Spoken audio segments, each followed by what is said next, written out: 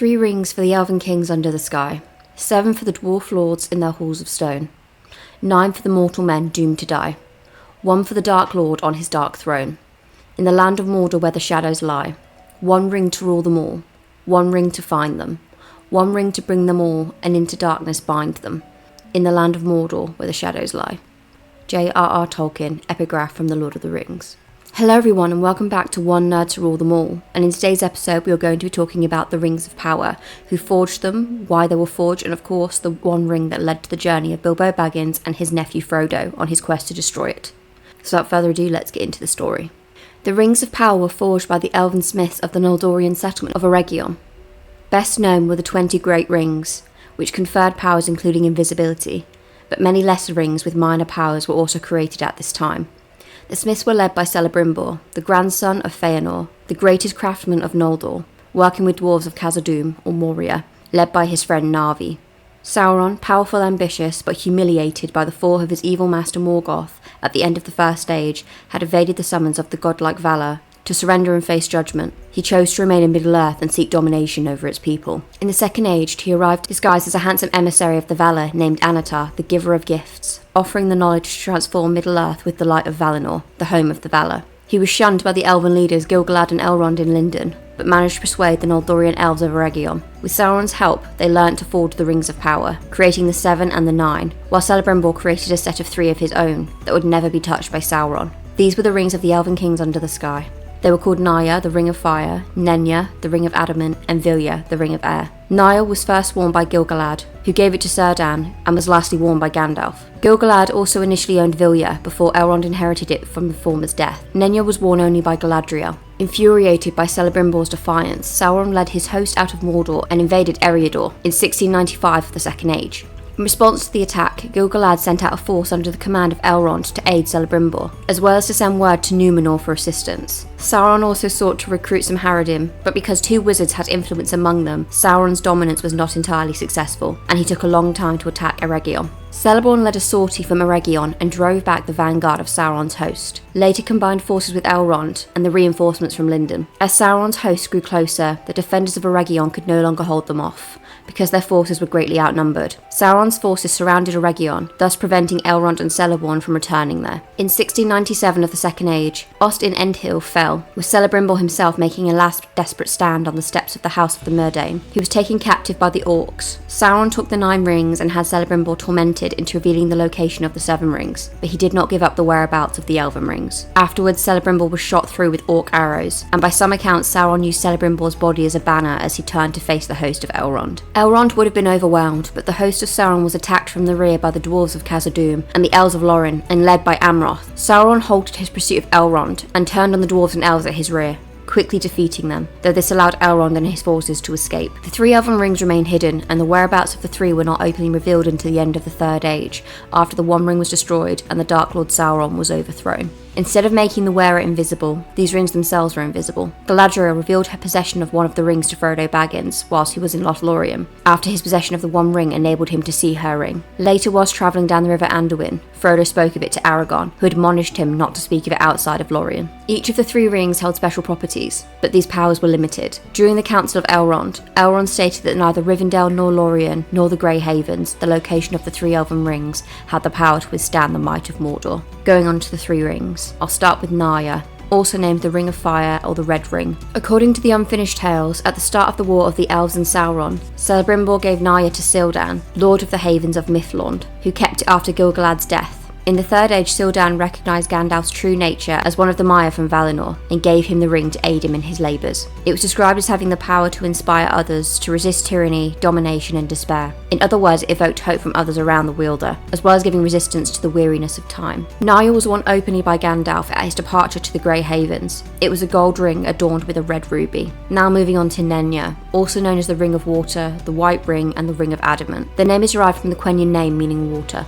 Nenya was described as being made of mithril and set in a white stone, presumably a diamond, though it was never explicitly stated. The ring was wielded by Galadriel of Lothlorien and possessed radiance that matches that of the stars. While Frodo Baggins can see it by virtue of being a ring bearer, Samwise Gamgee tells Galadriel he only saw a star through your fingers. Nenya's power was preservation, protection, and possibility concealment from evil, because it is stated about Lorien that there is a secret power that holds evil from this land. However, the fact that orcs from Moria entered Lorien after the Fellowship of the Ring entered the forest of Lorien itself, had suffered previous attacks from Sauron's orcs sent from Dol Guldur, suggested the power of the ring did not constitute military prowess. It is said that protected as it was from Nenya, Lothlorien would not have fallen unless Sauron had personally come to attack it. Galadriel used these powers to create and sustain Lothlorien, but it also increased her longing for the sea and her desire to return to the Undying Lands. After the destruction of the One Ring and the defeat of Sauron, its power faded along with the other rings of power. Galadriel bore Nenya on the ship of the Grey Havens into the west,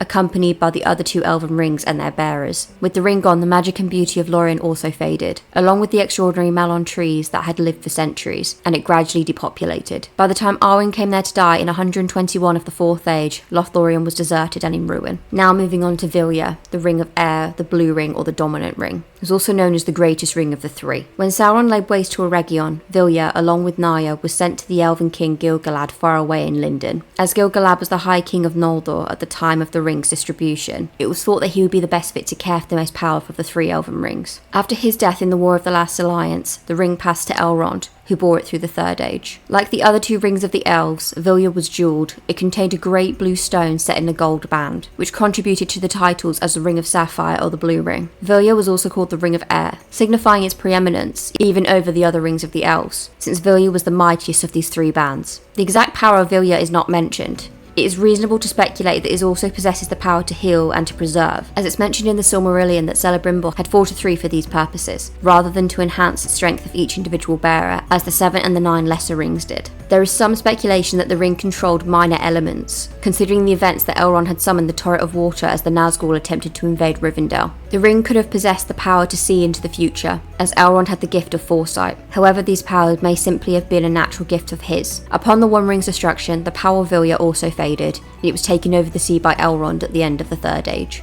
The dwarves used their rings to establish their fabled treasure hoards, which in turn attract dragons. But Sauron, according to the portions of the Silmarillion, was unable to force the dwarven bearers to submit to his will.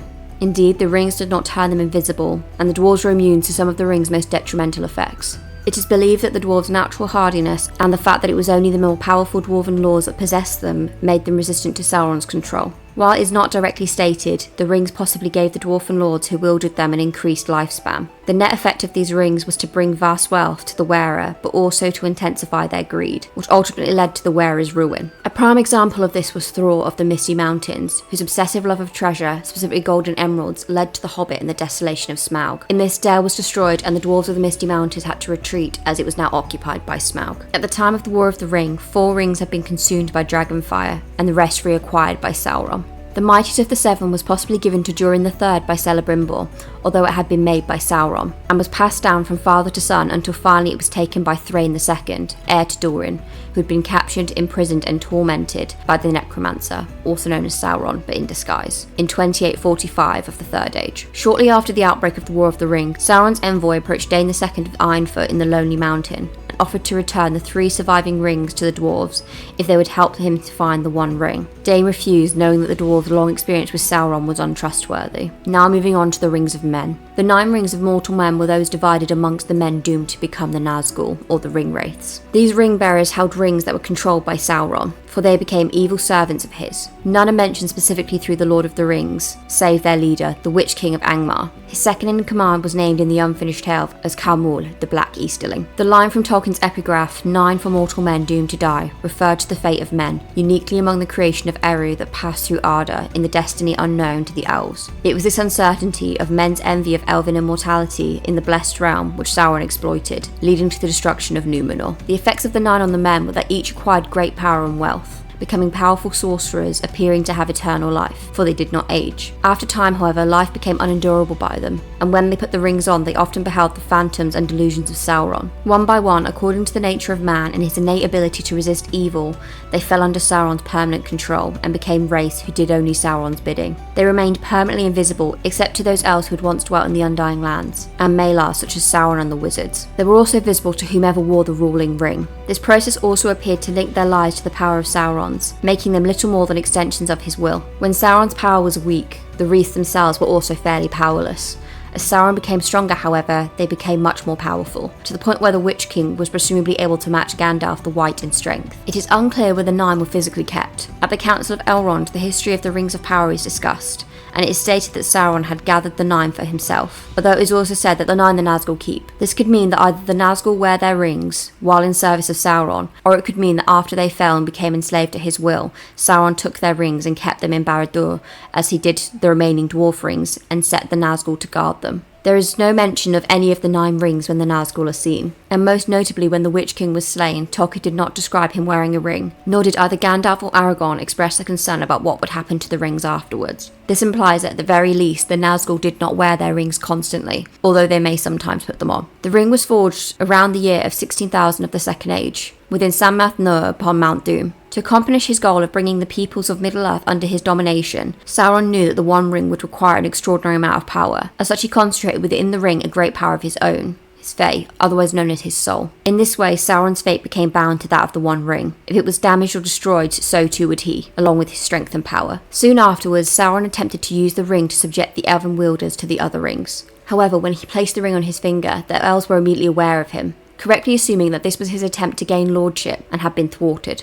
Sauron marshalled his armies to seize the Rings of Power by force. The conflict, which became known as the War of the Elves and Sauron, began in 1693 of the Second Age. Initially, the war went very well for Sauron. He captured Eregion and in short order took back the 9 rings that were kept there. After the destruction of Eregion, Sauron was able to conquer most of western Middle-earth fairly quickly, driving the Noldor under Gil-galad to the Grey Havens and besieging Imladris. But in 1700 of the Second Age, as the elves were nearing defeat, Tar Minister of Númenor sent a great armada to Middle-earth and together with Gil-galad completely destroyed Sauron's armies, forcing Sauron to return to Mordor to regroup. In 3261 of the Second Age, Ar-Pharazôn, the last and most powerful of the kings of Númenor, landed on Umbar at the head of an even more gigantic army to do battle with Sauron, in contention of Sauron's self-proclaimed title as Overlord of Middle-earth and the King of Men. The sheer size and might of the Númenorian army was enough to cause Sauron's forces to flee. Understanding that he could not overcome the Númenorians through martial might, Sauron surrendered to Ar-Pharazôn and was taken back to Númenor as prisoner. However, Sauron's surrender was both voluntary and cunning, allowing him to gain access to the people of Númenor. The elves had not revealed to the Númenorians the existence of the Ring of Power, and so Ar-Pharazôn was unaware of the One Ring's existence and capabilities. Ascending rapidly to become the king's most trusted counsellor, Sauron was able to use the Númenorians' fear of death as a way to turn them against Valar and towards worship of Melkor. Although Sauron's body was destroyed in the fall of Númenor, his spirit was able to bear the ring back to Middle-earth, and he wielded it in his renewed war against the last alliance of elves and men between 3429 and 3441 of the Second Age. The ring was cut from Sauron's hand by Isildur at the end of the Siege of Barad-dûr in 3441 of the Second Age. Elrond and Isildur travelled to Mount Doom to destroy the ring, but Isildur was already influenced by its power, claiming the ring as his own instead of destroying it. This would be his downfall. After the battle, Isildur took up Elendilmir and declared his sovereignty over Arnor and Gondor. He'd spent a year in Gondor after the War of the Last Alliance to restore its order and define its bounds. Hence he was eager to see his wife and his youngest son Valinor, who were at Rivendell in Elrond's care. He also had a need for counsel with Elrond. Isildur, along with his 3 eldest sons, Elendil, Aratan and Sirion, made their march to Rivendell through the east side of Anduin. They were attacked by a host of orcs on the 13th day of their journey, when they were on the 4-day march from Thranduil's realm in the northern borders of Gladden Fields. Before the first attack began, Isildur ordered the esquire Othar to take the shards of Narsil to flee along with one other man to Rivendell. Isildur and his men successfully broke the first onslaught, but even before they had gone an extra mile they were attacked again. Elendil, who was in his father's council, asked Isildur whether he could use the One Ring against their enemy, but Isildur, whose pride had fallen, dreaded the pain of touching the ring and wished to give the ring to the keepers of the 3 elven lords holding the elven rings. Even as they were taking counsel, the second onslaught began with the blast of a horn. Sirion was slain and Aratan was mortally wounded when he attempted to rescue his brother. When defeat was imminent, Elendil returned to Isildur, and in his last council ordered his father to flee the battle with the ring and take it to the keepers. Isildur put on the ring with a great cry of pain, but Elendil of the West blazed forth. Hence Isildur had put a hood over his head to vanish. Elendil, like most of his grandsire Elendil, perished in the battle. Isildur ran a great distance and reached the banks of the great river, where he shed all of his armour and with just a single short sword in his belt plunged into the river. Even as he swam, the current swept him towards the tangle of Gladden Fields where the ring betrayed him. Sudden despair came to him and he would have drowned himself, but the mood passed him as if a great burden had been taken away. Whilst in the river, the one ring slipped from his finger and in turn was lost in the river Anduin just before he got out of the water. Now visible again, Isildur was shot through the heart and throat with poisoned arrows by a lurking orc archer on the west bank. He fell back into the water without a single cry, with Elendil mist still on his brow. His body was never found by men or elves. Since the ring indirectly caused Isildur's death by slipping from his finger and revealing him to the orcs, it was known in Gondor's lore as Isildur's Bane. The ring remained hidden in the riverbed for almost 2.5 millennia until a store hobbit named Deagle discovered it in a fishing trip in 2463 of the Third Age. His friend and cousin Smeagol stole the ring and murdered Deagle. Smeagol was changed by the ring's influence over 4.5 centuries into the creature known as Gollum. Gollum, after being exiled from his home, sought shelter deep beneath the Misty Mountains. There he and it remained for nearly 500 years, its power corrupting his mind and soul and deforming him into a pathetic physical form until the ring abandoned him and fell off his finger, landing on the floor of one of the tunnels. This is thought to be an example of one of the most notable powers of the ring, the ability to change size at will. It also displayed the ring was sentient, having part of the spirit of Sauron inside it. As it is told in The Hobbit, Bilbo Baggins found the ring a few hours after Gollum lost it, while he was alone in the caverns of the Misty Mountains. Shortly after discovering it, Bilbo came upon Gollum himself, who was intended to eat the lost hobbit. Bilbo managed to get Gollum to agree to a riddle game to determine his own fate. If he lost, Gollum could eat him, and if he won, Gollum would show him an exit from the caves. Gollum lost the game, but had no intention of letting Bilbo leave. He went to retrieve the ring in order to use its powers of invisibility to help him kill Bilbo, but flew into a rage when he found it missing, deducting that Bilbo had it in his last question, which was, "What have I got in my pocket?" Gollum chased him through the caves, not knowing that Bilbo had discovered the ring's power of invisibility, and was following him to the cave's exit. At one point near the end of the exit, Bilbo was presented with an opportunity to easily kill Gollum, but relented out of pity for Gollum's wretched condition. Bilbo escaped from Gollum and the orcs that inhabited the Misty Mountains, by remaining invisible, and managed to regroup with Thorin's company and Gandalf. Upon meeting them, he claimed to have escaped the goblins simply by being very agile in the dark of the caverns. Of the ring, he claimed to Gandalf to have received it from Gollum as a prize for winning the aforementioned riddle game. Gandalf quickly became suspicious of both Bilbo's story and the ring itself, which he immediately recognised as one of the rings of power, due to the effect it had on Gollum's aging process. However, he appeared to have believed it to be one of the lesser rings. He knew the smiths of the Gwaith in Myrddin had created such rings as essays in the craft, and knew nothing of the specific appearance of the one. At the time, however, he was quite focused on finding a way to eliminate Smaug before Sauron grew powerful enough to influence him. As such, he did not concern himself too much with the ring. A few years after Bilbo returned to the Shire, Gandalf decided to address the issues of Bilbo's story with him once again. He managed to coerce from Bilbo the true account of how the ring had come into his possession, but somewhat counterintuitively, the truth turned out to be quite innocent. It was also so similar to Bilbo's initial fabrication that Gandalf saw no real reason why Bilbo would have lied about it in the first place, save perhaps to put his claim to the ring beyond any possible doubt. Gandalf concluded that the ring had an unwholesome effect on its owner and set to work almost immediately, as it was not in Bilbo's nature to lie, particularly about something so apparently trivial. However, he saw no real danger in letting Bilbo keep the ring despite the Hobbit's strangely possessive attitude towards it. In addition, he would later tell Frodo that he believed that he had no real right to take the ring from Bilbo in any event, and so let the matter lie. In the 60 years that Bilbo owned the ring, he seldom used it, although he kept it on his person at nearly all times. This lack of use meant the malign effects were slow to take hold, the most notable being that Bilbo retained his relatively young appearance even past 100 years old. Gandalf later theorised that upon having acquired the ring, specifically his pity for Gollum had also played a significant role in slowing the ring's malignancy. In 3001 of the Third Age, Bilbo concocted a plan to leave the Shire for Rivendell, as both he and Gandalf had initially intended for Bilbo's nephew Frodo to inherit both Bilbo's estate and the ring. As the time came for Bilbo to give it up, however, he became extremely reluctant to pass the ring to his nephew, and his obstinity over the issue led Gandalf to confront him directly over the ring. At this point though, Gandalf did not yet know exactly what the ring was. He could tell that it was both evil and gained a great deal of influence over his old friend. As such, he advised Bilbo in the strongest terms to give the ring to Frodo. However, Bilbo became uncharacteristically angry with Gandalf and argued intensely with him over the matter. After a very stern warning from Gandalf, Bilbo realised that his old friend was right about the ring's negative impact on his well-being. With Gandalf's aid and advice, Bilbo managed to give up the ring willingly. He then departed from the Shire, and Frodo came into possession of the ring. However, Bilbo's strangely hostile reaction to giving up the ring greatly disturbed Gandalf. Troubled by both his encounter with Bilbo and the recent events abroad, Gandalf began to consider the possibility that the ring might be more dangerous than he had suspected. Gandalf initially considered revealing his concerns to Saruman, the head of the White Council and the Astari.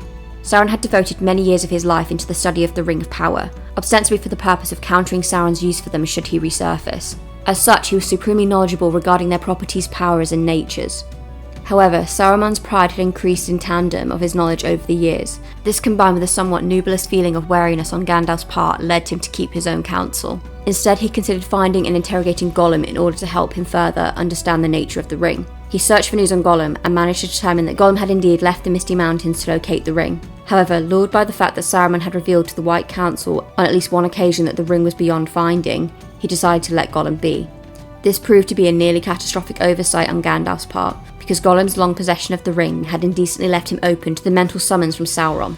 At the time, the Dark Lord was putting forth his power to draw as many evil beings as possible to Mordor to rebuild his forces. As such, Gollum was pulled away from his search of the Shire and came at last to Mordor. Gollum was eventually captured while skulking around the borders of the Black Land, and was taken to rebuild Barad-dûr. Here, Sauron recognised the effects of the Ring of Power on Gollum, as the rings were all accounted for, being in his possession, destroyed, or in the hands of the elves. He knew that Gollum must have at one point possessed the One. Under torture, Gollum revealed the existence of Bilbo and the Shire. Around this time, Gandalf requested his close friend Aragorn and his fellow Dunedain Rangers to keep an extremely close watch on the Shire. They soon reported that an inordinately large number of creatures not native to the Shire were being used to keep watch on it on behest of an unknown party. It would turn out to be Saruman who was responsible for the spying, but at the time, he was trusted by all those opposing Sauron. Extremely worried at this discovery, Gandalf decided at last to locate Gollum. He requested Aragorn to aid him in hunting Gollum, as Aragorn's woodcraft was prodigious even among the Rangers. However, Gollum was at this time in Sauron's custody, and so the search was in vain. After months of fruitless wandering, Gandalf gave up on finding Gollum, and left the seemingly hopeless search for Aragorn. Desperate for information, Gandalf realised whilst thinking of Sauron's ring lore that the only source for which he could obtain knowledge of the One was some sort of account left by Isildur, as he was the only person known to have possessed the ring besides Sauron. Gandalf then travelled to Minas Tirith in search of any records Isildur might have left behind concerning the ring. After a thorough search, he finally came across a short manuscript by Isildur concerning the ring's properties, including an important note that the ring, when heated, seemed to manifest fiery writing on the outer band. Armed with this knowledge, Gandalf began a return trek to the Shire, where he learnt that against all odds, Aragorn had somehow managed to find and capture Gollum. Gollum had revealed that he had been to Mordor, and that Sauron now knew virtually everything that Gandalf knew about the ring's location. Gandalf then hasted to the Shire and confirmed his suspicions. The ring was indeed the One. Knowing Sauron would use every means at his disposal to get it back, Gandalf instructed Frodo to flee to Rivendell with it, as it was the closest safe haven. Gandalf had intended to accompany them, but was lured to Isengard and imprisoned by Saruman, who wanted the location of the ring so that he could take it for himself. Before he had departed, however, he had given a letter to Barlim and Butterbur, the innkeeper at the Prancing Pony in Bree, with instructions that it is to be delivered to Frodo immediately. The letter contained a warning to Frodo that he needed to leave the Shire at once, and also contained a bit of information about Aragorn, whom Gandalf had instructed to watch over the hobbits and aid them if he could. However, the letter was never delivered, and as such, Frodo delayed his departure in hopes that Gandalf was simply late. Eventually, however, Frodo decided that he could no longer wait, and with his companions Samwise Gamgee, Peregrine Took, and Meriadoc Brandybuck, set out without him for Rivendell. The Hobbit's delay, however, had allowed Sauron's servants, a number of strange black-clad horsemen, to journey to the Shire and begin searching for the ring. The Hobbits had a few close encounters with these Black Riders, but managed to stay out of their grasp. Within a few days, they reached the village of Bree and encountered Aragorn, who revealed to them that he knew of their quest and was a friend of Gandalf's. He offered to guide them to Rivendell, but the Hobbits were wary of his intentions. Fortunately, however, Butterbeard revealed Gandalf's letter to the Hobbit party, and they accepted his offer. By then, Gandalf had managed to escape from Isengard and had begun desperately seeking for Frodo. He quickly reached the Shire and discovered to his dismay that Frodo had only left a few days before, having intended for Frodo to have left a week prior. He realised that Butterbeer had almost certainly not delivered his letter. Furious, he arrived at Bree a mere days after the Hobbits had left it, and learned from Butterbeer that Aragorn had found them and was guiding them to Rivendell. Greatly comforted by this knowledge, Gandalf set out for Rivendell the next morning. With virtually no hope of finding Aragorn and the Hobbits in the wilderness, Gandalf set out for Weathertop, hoping that Aragorn would make for it as well. However, he was attacked at Weathertop by all 9 of the Nazgûl, and though he managed to fend them off, he was ultimately forced to flee. In fleeing, he managed to draw 4 of the 9 into pursuing him, hoping that it would give the hobbits a greater chance of reaching Rivendell. His ploy worked to a degree, as the Nazgul would later attack Aragorn and the hobbits at Weathertop, but with only 5 of their number. The Witch King managed to stab Frodo in the shoulder with a Morgul knife, but Aragorn managed to drive them off. Weeks later, Aragorn and the hobbits, with Glorfindel's aid, reached Rivendell. In Peter Jackson's adaptation of The Lord of the Rings, this was done by Arwen rather than Glorfindel. Once there, Frodo was saved by Elrond's healing art, from a fragment of the knife that had remained lodged in his shoulder, and the ring was made temporarily secure. At Rivendell, a council overseen by Elrond was convened, which instantly included members of every free race in Middle-earth, to decide what to do with the ring. Numerous members of the council advocated for hiding the ring, sending it to Arwen, or using it against Sauron, but were all ultimately rejected as possibilities. It was also debated whether or not it could be given to a safe guardian such as Tom Bombadil, or left in Rivendell. However, these options were too rejected, as no place or guardian could be entrusted to withstand Sauron's full power when he came at last to take the ring.